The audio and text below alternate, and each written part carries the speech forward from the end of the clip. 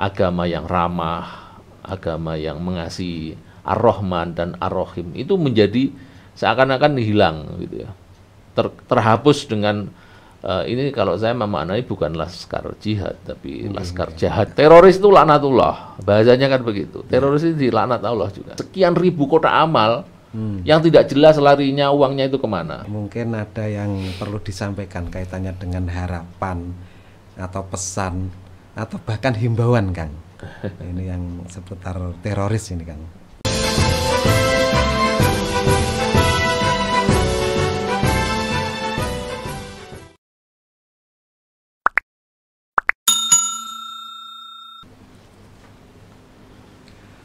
Assalamualaikum warahmatullahi wabarakatuh. Waalaikumsalam warahmatullahi wabarakatuh. Sahabat Mata Blitar, ketemu lagi dengan saya Putut di acara podcast Mata Blitar. Sahabat Mata Blitar, alhamdulillah sore hari ini saya sudah ditemani tamu yang sangat istimewa. Beliau jam terbangnya sangat luar biasa tinggi. Penerbang ya. Kita sambut dulu tamu kita pada sore hari ini.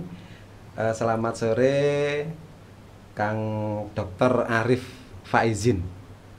Selamat sore Mas Budut. Assalamualaikum warahmatullahi wabarakatuh. Waalaikumsalam warahmatullahi wabarakatuh. Sehat Kang? Alhamdulillah. Alhamdulillah.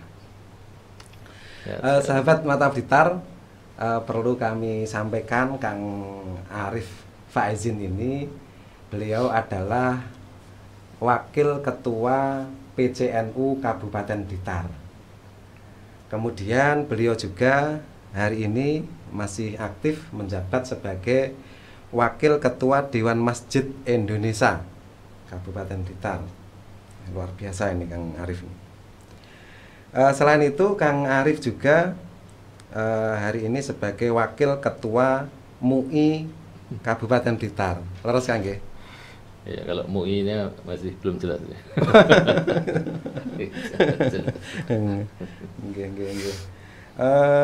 Kang Arif ini sahabat Mata Blitar, beliau juga adalah dosen Yayan Tulungagung.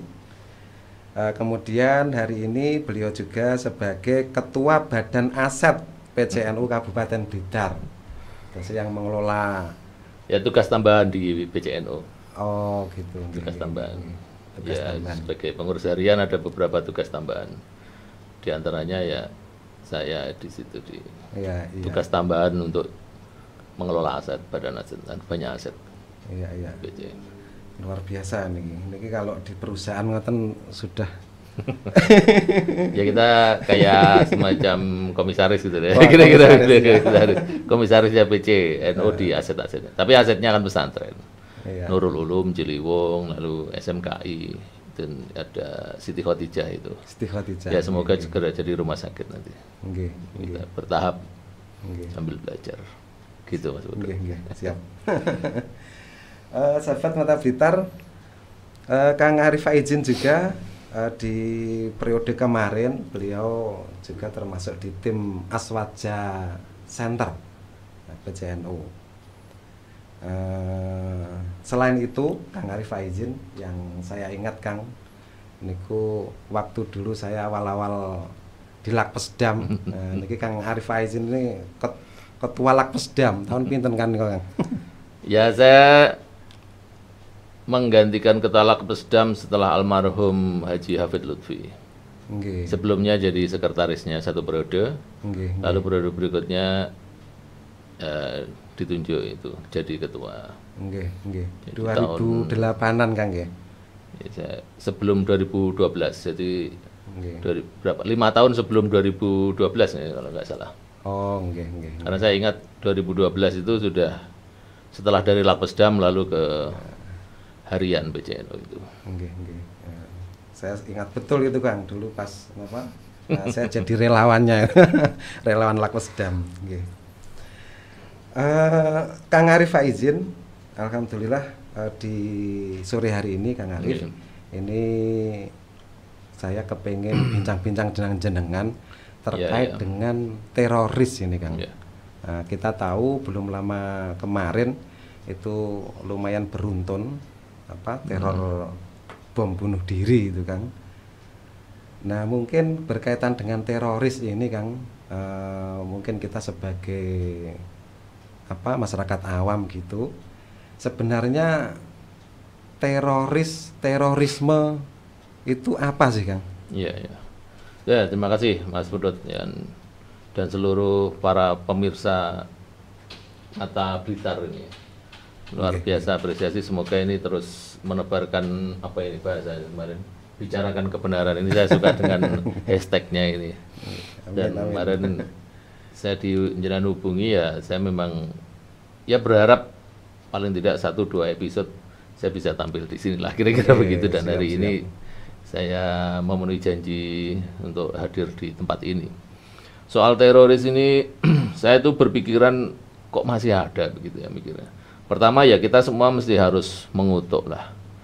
Kita semua harus mengutuk, terang-terangan mengutuk dengan tindakan teroris ini. Iya, iya. Setidaknya kita harus tunjukkan bahwa sikap kita bahwa teroris ini harus kita hadapi bersama. Kalau kita pernah ada istilah extraordinary atau sesuatu yang luar biasa, sesuatu yang luar biasa. Ini teroris itu juga bagian dari itu. Ya sama dengan misalnya korupsi ya, korupsi itu extraordinary. Hal ini kejahatan luar biasa. Maka semua orang ini menurut saya harus ikut mengutuk perilaku ini, perilaku terorisme ini. Jelas ini tidak ada manfaatnya. Bahasanya ini kan teroris itu membikin teror, kan membikin teror. Teroris itu kan orang yang melakukan teror gitu kan. Iya. Teror. Jadi output tujuannya itu diteror itu. Ya, terorisnya itu orangnya kan, berarti kan ya, teroris itu orang pelaku teror kan begitu. Iya. Jadi saya pikir semua harus bersama-sama mengutuk persoalan ini.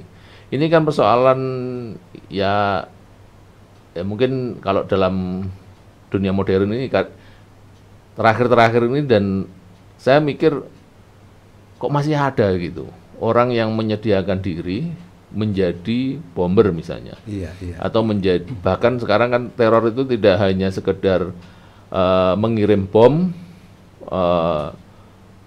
untuk menciptakan ketakutan, menciptakan teror itu tadi, tapi ini sudah mengarah di Indonesia ini beberapa kali dirinya itu menjadi bagian dari peluru itu sendiri gitu. Jadi martir. Dan ini tidak habis pikir kita, tidak habis pikir cara ini yang salah di mana ini, Kang?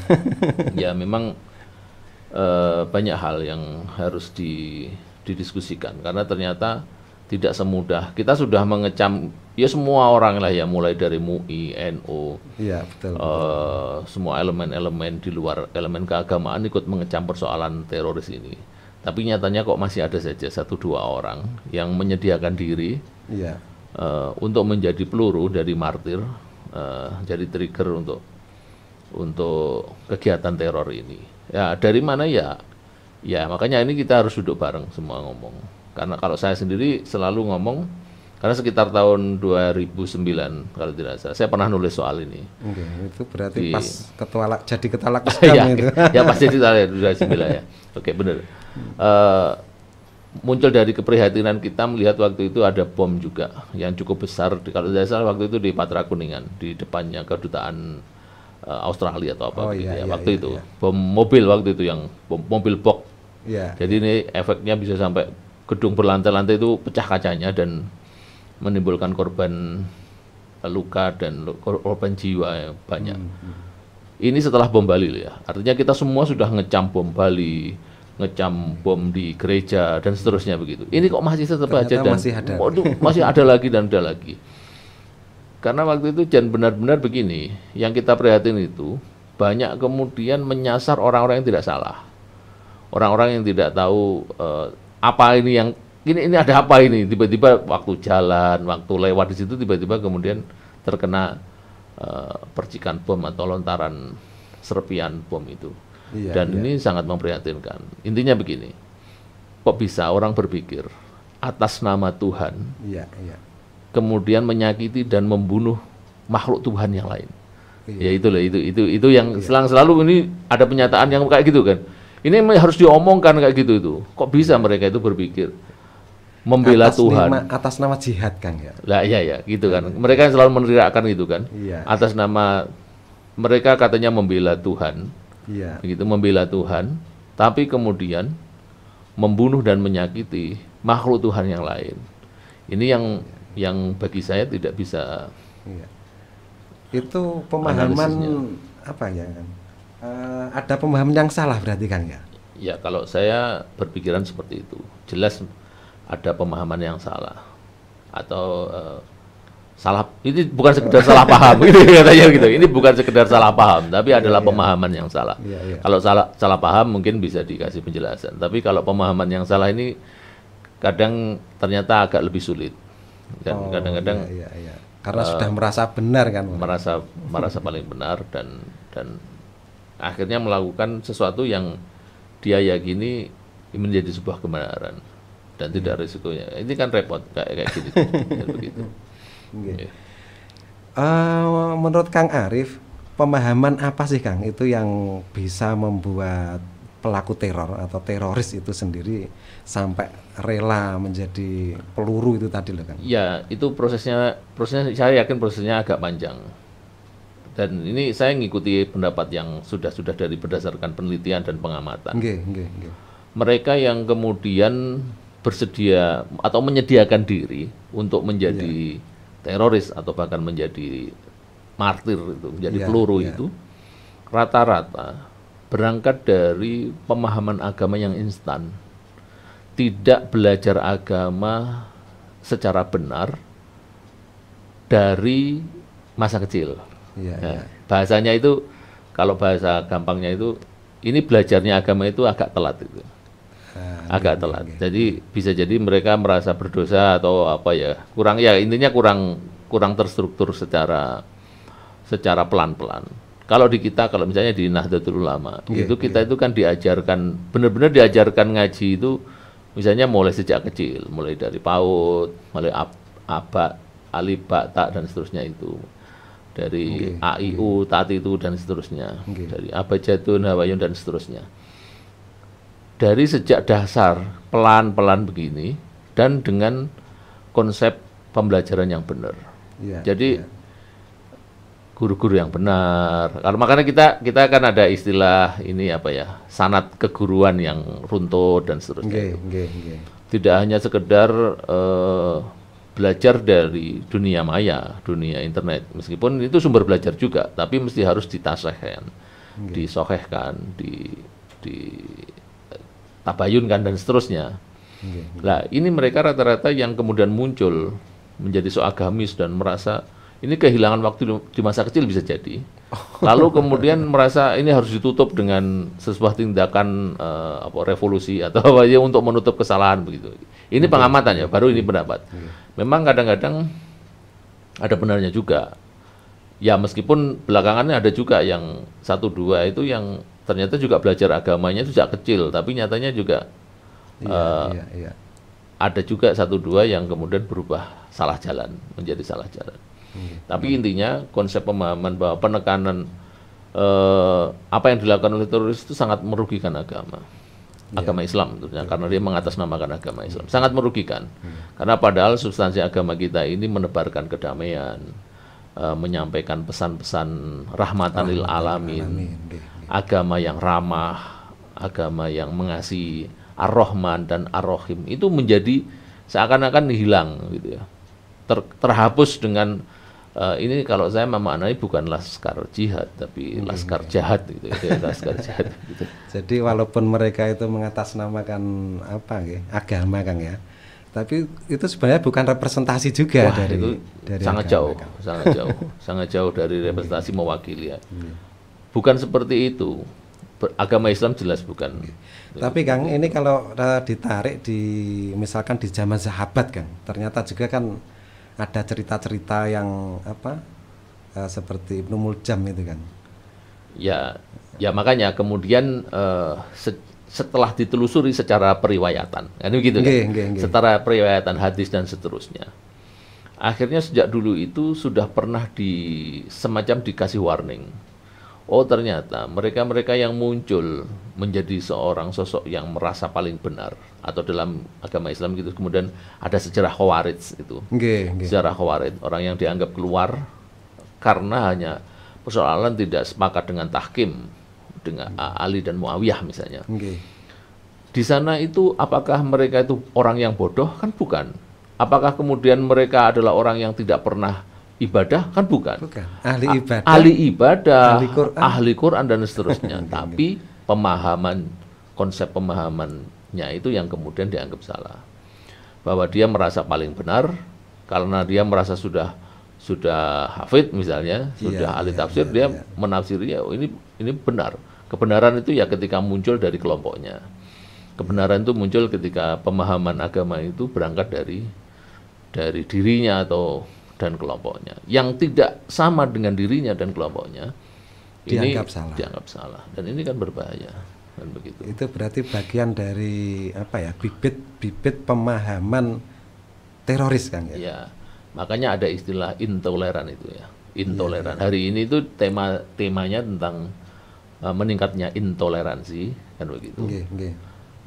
Maka salah satu resepnya ya tentang moderasi beragama. Kalau moderasi beragama yang hari ini misalnya tema itu diusung oleh Kementerian Agama itu kalau dalam istilah NO itu kan umatan wasaton itu, wasatiyah, jadi kelompok moderat. Memang ya sejak dulu yang diusung oleh Nahdlatul Ulama itu kan itu, bahwa kita ini tidak anti pembaharuan, tapi kemudian tidak menolak hal lama. Maka tagline NO itu kan selalu itu, al-muhafadzatu ala qadimis sholeh wal ahdu bil jadidil aslah. Kita ini sudah sangat familiar di NO itu, kita ini mempertahankan tradisi lama, hal lama yang masih baik, al-muhafadzatu ala qadimis sholeh. Tapi kemudian kita itu tidak anti terhadap pembaruan, maka ada istilah wal ahdu. Tapi konsepnya harus, kalau kita mau mengambil wal ahdu itu harus bil jadidil aslah. Kalau memang itu lebih aslah ya kita ambil. Yang lebih baik kan? Yang lebih baik. Jadi konsepnya mesti tidak ada istilah bumi hangus, tidak istilah menghabisi. Makanya kemudian dengan konsep seperti itu tidak ada pemikiran mayoritas menindas minoritas, itu tidak ada. Atau istilah dalam demokrasi Amerika yang istilahnya the winner take all, itu sebenarnya tidak begitu. Ya meskipun the winner ya tetap merangkul the loser gitu. Yang kalah pun tetap harus dirangkul. Kalau the winner take all konsep misalnya demokrasi ala barat atau Amerika, oh ya pemenang lah yang kemudian mengambil semuanya, yang tidak menang silahkan jadi oposisi, itu kan sebenarnya kurang pas juga. Ya itu akhirnya itu tadi misalnya kan ya itu bahasanya tidak selalu menang kalah, tidak hitam putih begitu. Makanya saya sesepakat dengan konsep ini. Kalau di dunia ini sebenarnya tidak bisa semua itu hanya diukur dengan hitam dan putih, karena di antara hitam dan putih itu banyak warna gitu loh. Ada biru, ada macam-macam, ada abu-abu dan seterusnya. Kita mesti mengakui itu seperti itu. Kalau saya begitu.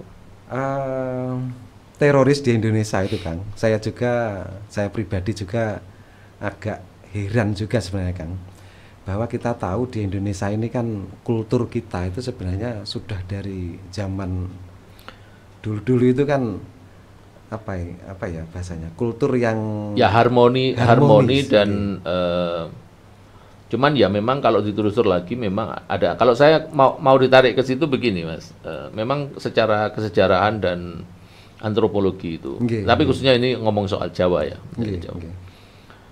Di Jawa itu ada istilah harmoni dan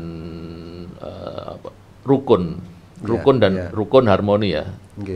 Kalau toh misalnya tidak rukun, maka doktrinnya itu harus etok-etok rukun. Nah, jadi ada istilah di Jawa itu kan ada istilah enggih gitu. Tapi enggihnya orang Jawa itu bisa bermakna enggih, tapi bisa bermakna tidak. Oh gitu kan ya. Ya, ini kalau ke sana lah, kalau mau ditarik ke sana lah diskusinya ya. Misalnya kalau praktis saja, misalnya jenengan datang ke rumahnya orang lah, ke orang siapa, orang lain. Jangan mesti ada suguh gitu. Suguh, lungguh, wawuh dan seterusnya. Mas Putut, monggo dipun dahar. Jawab jenengan apa? Nggih, Mbah Suwun. Kan gitu. Tapi jenengan makan atau tidak? Minum atau tidak? Ketika ditawari, monggo Mas Putut minum. Nggih, belum tentu juga. Belum tentu juga. Itu yang disebut nggih, tapi mboten kepanggih.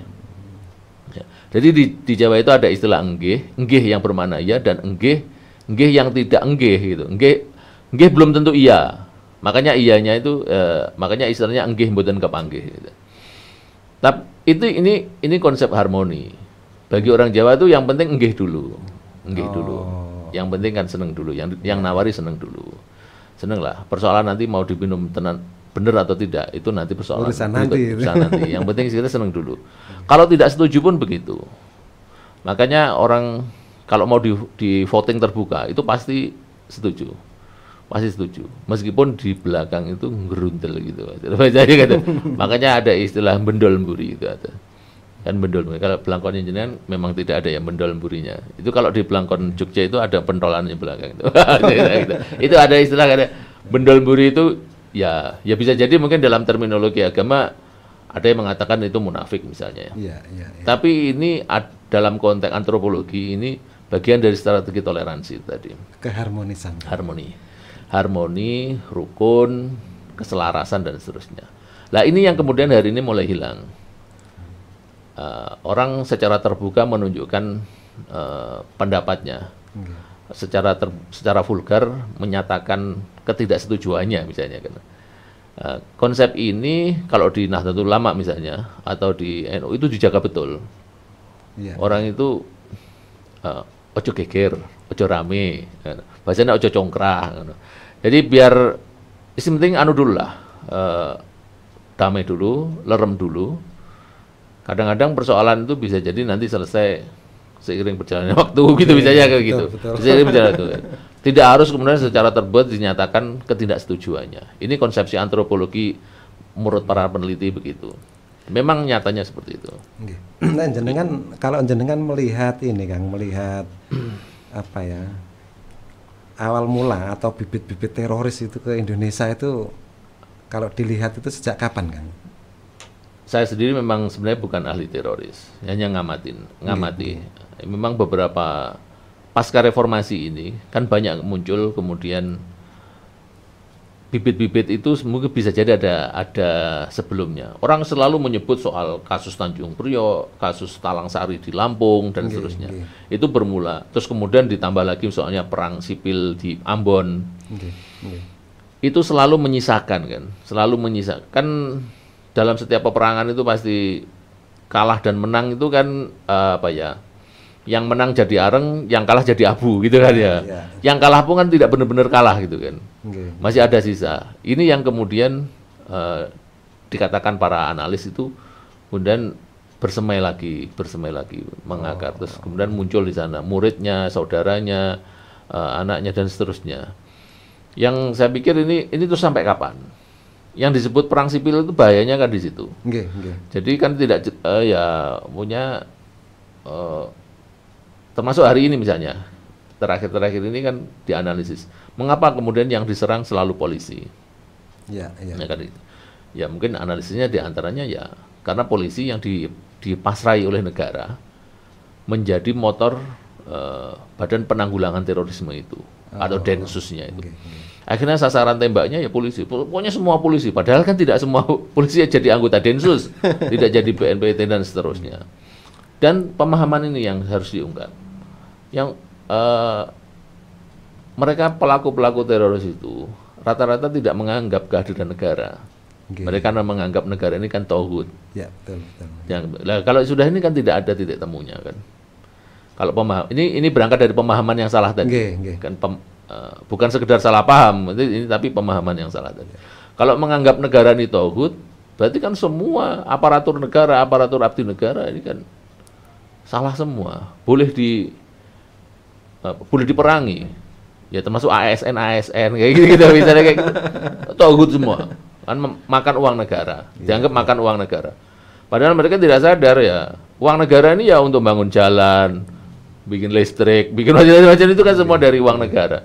Ya kalau memang anti tauhid tidak mau menggunakan fasilitas negara karena itu ya dia harusnya hidup di hutan memang. Di hutan bisa jadi di hutan. Meskipun di gua agar tidak menginjak aspal, tidak menikmati listrik, tidak menikmati alat komunikasi dan seterusnya. Repot ya kayak gitu, pemahaman kayak gitu. Gitu. Ini kalau saya ke sana. Nah, ini Kang. Sekarang kalau terkait dengan teroris atau pelaku-pelaku teror itu, ini kita mengenalinya Kang. Itu ciri-ciri yang mudah kita kenal itu gimana Kang? Iya. Ini kan pertanyaan klise gitu kan, Pak. Begini maksud saya. Dulu itu selalu dikatakan kita harus mewadai ini yang jenggotnya panjang, celananya cingkrang, lalu jidatnya hitam gitu misalnya gitu. Betul. Itu kan tidak salah. Itu salah juga kan? Iya. Itu kan stigma. Saya pikir ini hanya semacam lontaran ya mungkin pada waktu dulu itu pernah ciri-cirinya ya benar begitu. Tapi kan ini saya pikir kalau hari ini nggak begitu juga. Begitu juga. Kalau secara ciri fisik dan seterusnya ya saya pikir saya lebih cocok dengan analisis yang terakhir bahwa mereka yang kemudian terpapar terorisme rata-rata kemudian menutup diri, inklusif ya. Eksklusif maaf ya, eksklusif. Kalau inklusif itu kan kebalikan. Itu bisa eksklusif ini ya tadi berangkat karena merasa bahwa dirinya dan kelompoknya yang benar dan seterusnya, menutup diri, tidak mau bergaul dengan masyarakat sekitar dan seterusnya. Atau bisa jadi menganggap masyarakat sekitar ini salah dan seterusnya. Apalagi tadi kalau ada pemahaman tadi orang masyarakat tauhid dan seterusnya. Maka menurut saya ini yang harus dilakukan oleh semuanya. Kalau ada kelompok-kelompok yang mulai eksklusif, mulai menutup diri, ini harusnya didekati. Kalau mereka semakin dimusuhi kan malah semakin eksklusif, dan mereka nyaman saja. Artinya hanya hidup dengan kelompoknya sendiri. Ini kan tidak masalah bagi mereka kan. Artinya ini juga bisa jadi alat saring, misalkan di keluarga atau di masyarakat. Betul. Itu kan ya. Karena ada banyak juga cerita, misalkan di lingkungan keluarganya. Betul. Yang dulunya anaknya itu baik-baik saja, ketika dia belajar ke luar kota misalkan, itu pulang-pulang sudah eksklusif dan lain-lain. Ya, makanya saya sepakat kalau misalnya kemarin ada pernyataan dari PBNU bahwa teroris ini sudah menjadi bahaya laten itu. Bahaya laten itu kan bisa kemudian secara berkala itu muncul kembali dan seterusnya. Kayak gini kan muncul. Kita sudah tidak menganggap kita anggap ini sudah selesai kan begitu. Iya, betul. Ternyata itu ada istilah kemarin wolf alone gitu ya. Serigala yang sendirian itu. Serangannya itu serangan yang selnya jaringannya sudah mati tapi muncul soliter, kelompok-kelompok kecil yang tidak saling berhubungan. Tapi kemudian melakukan penyerangan yang di situ hanya sifatnya ya apa artinya kemudian masuk ke Mabes Polri misalnya hanya membawa softgun, tapi kemudian juga menembak tapi ya mungkin kena itu ya mungkin ya akhirnya bisa luka orang. Tapi dia tahu betul kalau tidak bisa mematikan sebenarnya. Dia tidak bisa mematikan, tapi dia tahu betul resikonya ketika dia ngacungkan senjata di Mabes Polri mesti akan ditembak mati kan. Dan dia jadi martir. Nah, itu yang kemudian efek terornya ini yang kan didapat jadi isu internasional. Pasti isu internasional kan. Atau bawa bom seluruh anaknya atau bersama istri bawa bom dililitkan di dirinya kemudian diledakkan.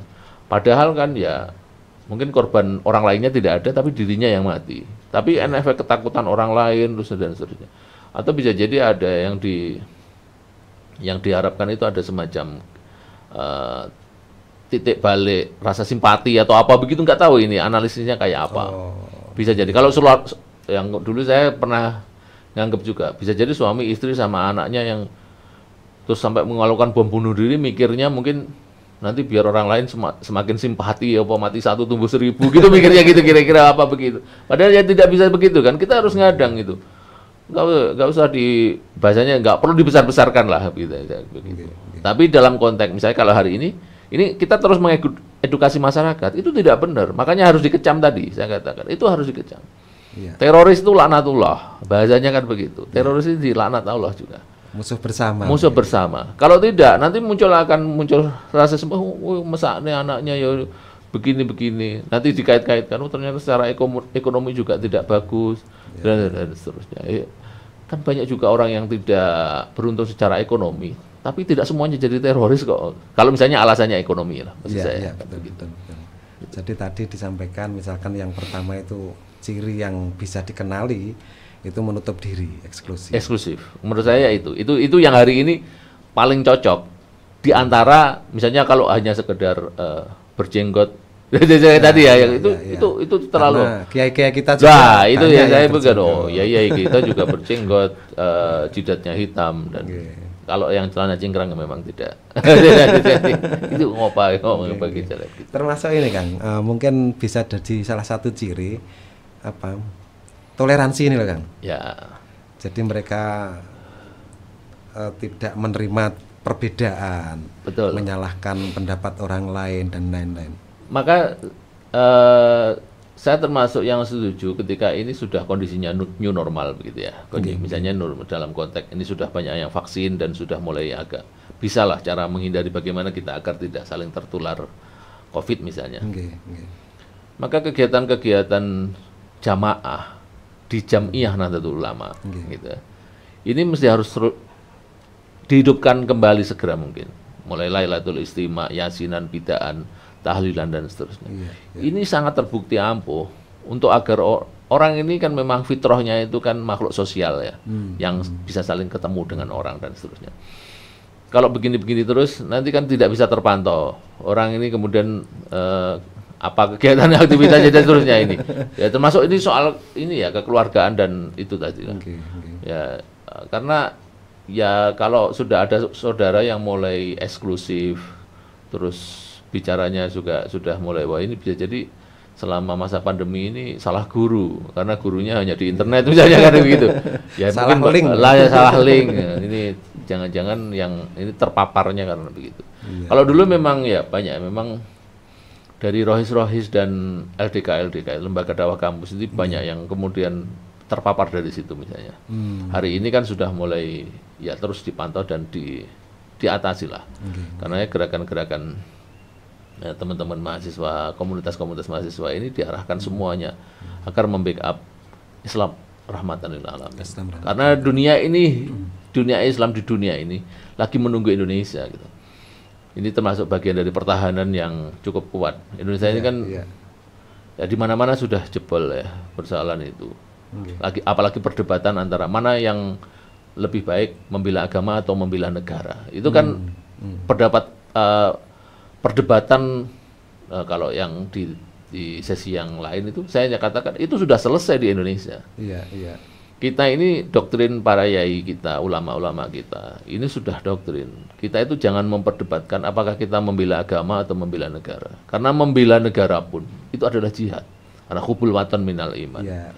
Betul. Kalau kemudian angkat senjata untuk membela negara tidak jihad, wah betapa kemudian ribuan yang mati syahid di perang 10 November misalnya, dan perang-perang revolusi itu ya itu sudah dikobarkan oleh para yai kita bahwa ini sudah selesai. Yang sementara di beberapa negara di Islam di Timur Tengah hari ini masih debatnya soal itu. Ini membela negara apa membela agama ya. Padahal yang dikatakan membela agama itu membela orang yang kemudian dengan pemahaman agama yang salah itu tadi. Ya kayak ISIS misalnya. Ya maksudnya deklarasi khilafah. Tapi kan ya apa gitu kita ini menghalalkan segala cara pemahaman yang salah. Belum lagi soal Taliban di Afghanistan. Maka banyak umat Islam di dunia ini sekarang lagi belajar Islam moderat, belajar beragama dan bernegara di Indonesia. Betul. Luar biasa. Terus ini Kang, kaitannya dengan deradikalisasi kan. Ini upaya NU terkait dengan deradikalisasi itu gimana Kang? kalau secara organisasi ya jelas kita melakukan bukan bukan reideologi ya, karena kita sebenarnya kita punya sudah sangat kuat, sudah sangat mapan tentang konsep aswaja kita itu sudah mapan kan. Tapi itu yang perlu kemudian diinfiltrasikan, perlu diajarkan lah gitu ya kepada seluruh warga kita. Maka kemudian dari istilah PKP itu kaderisasi. Kalau kemudian semua ideologi lagi menyerang, semua ideologi lagi masuk, maka ya kita harusnya pakai agak ditutup sedikit lah kita kan begitu, tidak terbuka, tidak boleh semua orang mengaku saya NO begitu kan, bisa kan gitu. Kalau NO kan ditanya dulu, kamu punya Kartanu enggak? Nanti akan ke depan itu kan konsepnya begitu. Maka ditanya, kalau ngaku NO sudah pernah PKP atau belum? Pernah dibaiat atau belum? Kan begitu. Pernah dibaiat. Karena konsepnya konsep itu tadi sistem agak ditutup begitu. Karena tidak boleh serta-merta orang mengaku sebagai kader. Kalau ukuran kader apa dulu kan misalnya, definisinya lebih jelas. Itu kalau internal. Kalau keluar secara eksternal, maka kegiatan-kegiatan yang saya sebut tadi, amaliyah dalam konteks amaliyah nahdiyah, ini mesti harus terus dikampanyekan, meskipun secara fikroh, harokah dan ghirohnya ini secara bertahap orang-orang tertentu. Karena orang yang amaliyahnya nahdiyah bisa jadi mungkin secara pemikiran ya ini dinaikkan, tapi amaliyah ini basis kan. Jamaah ini tidak boleh dikecam, bahasanya Quran NU KTP nggak boleh kan begitu kan, sama kan kita tidak pernah mengecam Islam KTP. NU KTP itu pun juga apa masalah. NU KTP itu bahasanya kan amaliyahnya nahdiyah, ukurannya ya wiritan, tahlilan, tibaan, yasinan dan sebagainya. Itu amaliyah nahdiyah, itu tarafnya baru NU KTP. Tapi harus dinaikkan nanti pelan-pelan, menjam'i. Maka PR-nya itu kan menjam'iyahkan jamaah. Menjam'iyahkan jamaah. Artinya dinaikkan nanti secara fikrohnya, cara berpikirnya, lalu harokahnya, gerakannya ini mesti harus nahdiyah. Kalau ini sudah sampai pada taraf itu, fikroh, harokah, dan ghiroh dan semangatnya, maka kemudian akan jauh lebih kuat. Makanya kalau dalam konteks NU, Mas, udah malah ngomongnya NU ya, gitu ya. Ini kalau semakin diserang itu sebenarnya kalau NU akan semakin kuat. Karena kita akui 80% warga NU ini masih jamaah. Yang mungkin 20% hanya mungkin kurang dari 20% itu jam'iyah. Kalau ada orang yang menyerang NU, maka 80% orang yang jamaah ini akan bergeser ke jam'iyah. Secara persentase. Makanya NU menjadi banyak yang membela. Sementara selama ini mereka ya pokoknya ikut-ikut saja. Tapi kalau dalam konteks itu ya. Kalau dalam konteks terorisme ini bagi warga Nahdien sendiri agar tidak terpapar misalnya, tidak terpapar terorisme dan seterusnya. Ya, kita mesti harus mengikuti kembali ke apa yang dipesankan oleh salafus soleh, para yai kita. Menghidupkan madrasah diniyah kita. Pesantren ini sudah terpuji selama berabad-abad. Untuk memapar ini kajian Ahlus Sunnah wal Jamaahnya ini jauh lebih mudah. Dan dalam masa pandemi ini ya mohon maaf ya, dalam masa pandemi ini sudah terbukti bahwa sistem pendidikan pesantren lah yang mampu bertahan. Di tengah kondisi 1 tahun, mohon maaf dalam tanda kutip, masyarakat anak-anak yang tidak mondok itu dengan sistem pendidikan yang tiba-tiba daring itu juga kelimpangan semua, apa ya bahasanya. Ya, saya sendiri orang pendidikan, tapi meskipun saya juga ngomong bahwa ini harus proses pembelajaran kan harus terus berlangsung. Tapi nyatanya saya juga tidak yakin juga kalau dengan sistem terus-terusan begini misalnya tanpa tatap muka sama sekali. Makanya ke depan pun nanti bisa jadi nanti setelah masa pandemi ini harus dikombinasi. Dan pesantren terbukti karena anak didiknya ada di pondok. Maka kemudian transfer knowledge, transfer tauladan, pembiasaan. Kalau kita bicara sebenarnya di lembaga pendidikan di luar pesantren itu kan bicara soal pembiasaan juga. Karena ini sebenarnya kan soal pembiasaan ini sudah dijalankan di pesantren tanpa banyak dikonsepkan.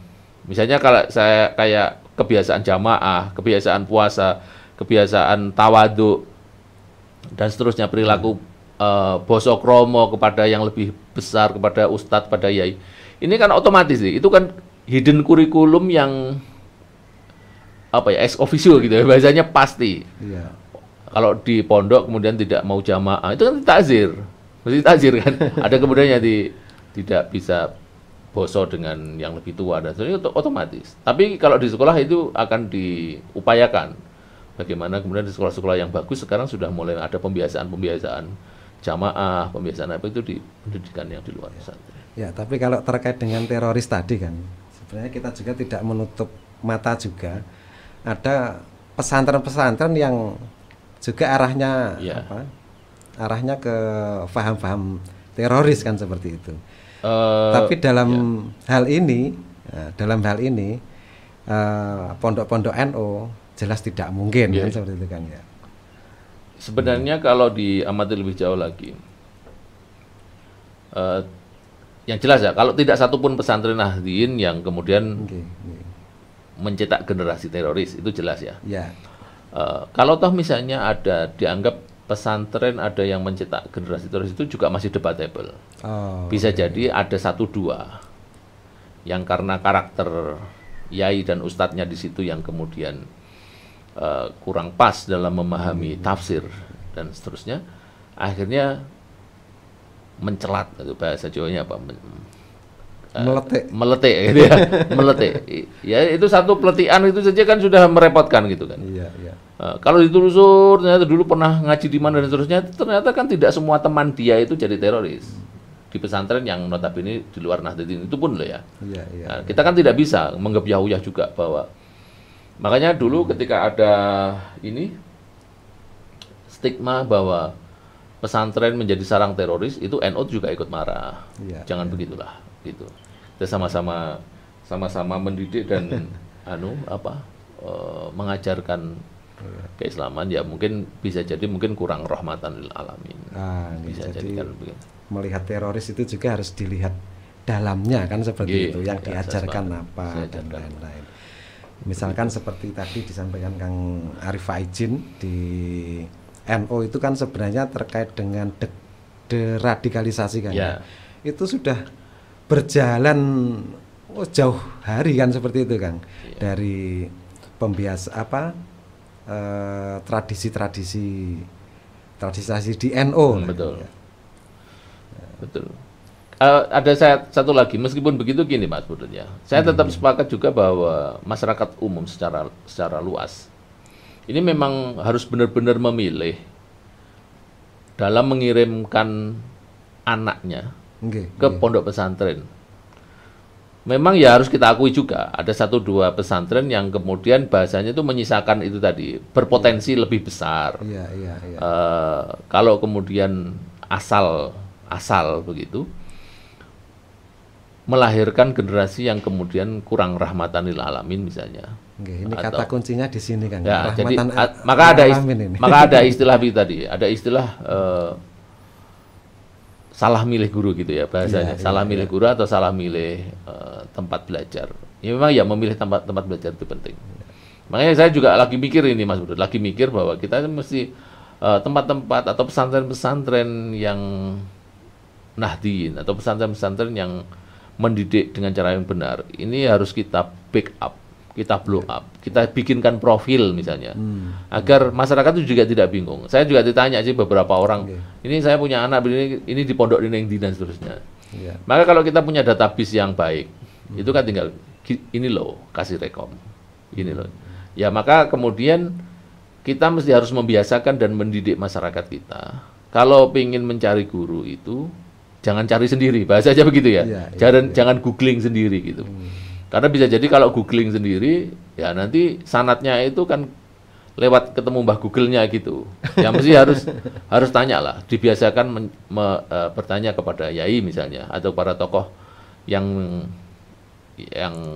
kompeten di bidang itu, kira-kira ini di pondok ini temu ngeten iki sing mau kuliah, anaknya yang mau berangkat kuliah dan seterusnya, itu kan ada yang ingin mencari. Maka saya kemarin juga komunikasi dengan beberapa pengurus RMI di Tulungagung maupun yang lain.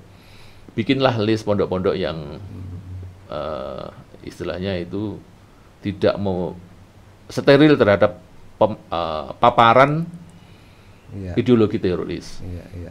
Kalau di NU kan lumayan lengkap Kang ya. Jadi Ya. yang di pesantren, yang Betul, ekonomi. kelebihannya kan begitu. Karena ya alhamdulillahnya karena NU ya itu tadi kalau soal ekonomi tentu tidak bisa juga mengatakan ekonomi tidak penting, itu kan Iya. salah juga. Iya. Karena ya beberapa bisa jadi memang ada Motifnya iming-iming, nah, bahasanya iming-iming mahar gitu ya. Mahar atau iming-iming imbalan. Selain ada imbalan akhirat bahasa dalam tanda kutip pemahaman yang salah tentang itu kan ada juga yang ternyata juga diiming-imingi tentang itu sebagai tinggalan warisan kepada anaknya atau siapa yang ditinggalkan di rumah. Oh. Kompensasi karena dia sebagai kompensasi duniawinya lah begitu. Itu ada itu motif model kayak gitu ada ternyata. Jadi kalau mau jadi bomber nanti kan misalnya dia masih ragu nanti anak Selain dapat surga, Nah. keluarganya juga. nah dijamin oleh Bapak. Makanya kemarin kan ada isu begitu ada isu terorisme. Maka ngomong soal sumber pendanaan. Ya. Gitu kan? Nah, lalu kemudian diketahui ada sekian ribu kotak amal yang tidak jelas larinya uangnya itu kemana. Ya, makanya kalau saya dalam konteks dan kesempatan di hari ini, orang masukkan amal di kotak amal, itu juga harus dilihat. Kotak amalnya itu kan biasanya kita kebiasaan ya, di supermarket atau di toko dan warung itu misalnya ada uang itu ada kotak amal asal dimasukkan saja. Iya, betul. Ini mesti harus dilihat gitu. Makanya kalau hari ini saya cukup mendorong juga teman-teman Lazisnu Iya, dengan gerakan infak recehnya dan seterusnya. Agar jangan sampai kemudian warga kita sendiri, warga NU misalnya, atau warga masyarakat yang sebenarnya notabene secara pemikiran moderat, secara pemikiran itu nasionalisme, tapi tidak sengaja mereka itu mensupport kegiatan-kegiatan terorisme hanya karena salah memasukkan infak sedekahnya itu di kotak-kotak yang tersedia di beberapa tempat yang tidak jelas larinya kemana. Nah, gitu. Ini kan sampai apa ya multidimensi aspeknya. Ya bayangkan misalnya kita saja di Lazisnu ini gerakan infak receh di ranting itu rata-rata bisa 6 sampai 7 juta per bulan. Iya, iya. Kalau kemudian mereka dalam tanda kutip yang mempunyai pemahaman terorisme itu mampu menyebar kotak amal itu di sekian ribu toko dan seterusnya, rata-rata juga ada yang penuh-penuh dan seterusnya gitu. Betapa kemudian soal pendanaan menjadi tidak masalah, kan mereka akhirnya bisa melakukan apa saja. Jangan dikira kalau kemudian bom-bom yang besar seperti bom Bali dan seterusnya itu kan mahal kan, ratusan juta kan biayanya untuk merakit kan. Iya, itu beli bahan-bahannya sampai kemudian mobilnya dan seterusnya. Kan pasti ada yang membiayai. Makanya sumber-sumber pembiayaan yang tidak jelas, apalagi sistem kaderisasinya dan seterusnya ini kan dimulai dari situ juga, Mas Budut. Hanya soal ekonomi, soal sumber pembiayaan, kemudian mengedukasi masyarakat agar benar, tidak sengaja kemudian mensupport kegiatan-kegiatan yang intoleran. Nah itu tadi bahasa yang lebih halus gitu kan. Tidak sengaja kan ya mereka kan hasilnya ikhlas saja. Oh terserah yang ya semua kan gitu kan. Semua terserah yang punya kotak amal itu kita ikhlas. Tapi keikhlasan kita itu ternyata tidak cukup. Karena bisa jadi nanti ternyata masuk ke jaringan atau kepada pihak-pihak yang salah. Salah guna kan ya. Iya begitu. Nggih, Kang Arif, niki yang terakhir Kang. Mungkin ada yang perlu disampaikan kaitannya dengan harapan atau pesan atau bahkan himbauan Kang. Ini yang seputar teroris ini Kang. Ya,